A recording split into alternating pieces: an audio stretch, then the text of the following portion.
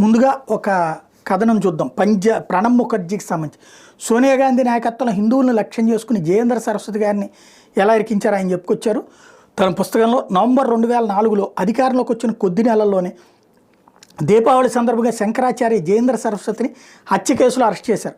Arrest తర్వాత కంచి శంకరాచార్య గారి వద్ద అశ్లీల చిత్రాల సీడీలు ఉన్నట్టు, సాక్ష్యాలను తారుమారు చేసినట్టు దుర్మార్గపు అభియోగాలు మోపారు. అయితే ఆరోపణలు రుజువు కాలేదు. ఈ అరెస్ట్ మీద నాకు చాలా కోపం వచ్చింది. మరియు కేబినెట్ సమావేశంలో నేను కూడా ఈ సమస్యలు లేవనెత్తాను. నేను ప్రశ్నను అడిగాను, దేశంలో లౌకికవాదం యొక్క స్థాయి హిందూ సాధువులకు మాత్రమే పరిమితం అవుతుందా? దీపావళి పండుగ రోజున అరెస్ట్ చేసినట్టు ఈద్ సందర్భంగా ముస్లిం మతాధికారిని అరెస్ట్ చేసే ధైర్యాన్ని రాష్ట్ర పోలీసులు చూపించగలరా? వాస్తవానికి ఆ టైంలో హైదరాబాద్కి కేవలం 90 కిలోమీటర్ల దూరం ఉన్న శంకరాచార్య గారిని అదుపులో తీసుకోవడానికి హైదరాబాద్ నుండి ప్రత్యేక హెలికాప్టర్ ఏర్పాటు చేసింది అప్పుడు రాజశేఖర రెడ్డి కాంగ్రెస్ ప్రభుత్వం. కానీ అసలు కారణం ఏంటంటే జయేంద్ర సరస్వతి గారి కార్యక్రమాల వల్ల మత మార్పిడులు ఆగిపోతున్నాయని వాటికన్ సోనియా మీద ఒత్తిడి తీసుకురావడమే అన్నటువంటి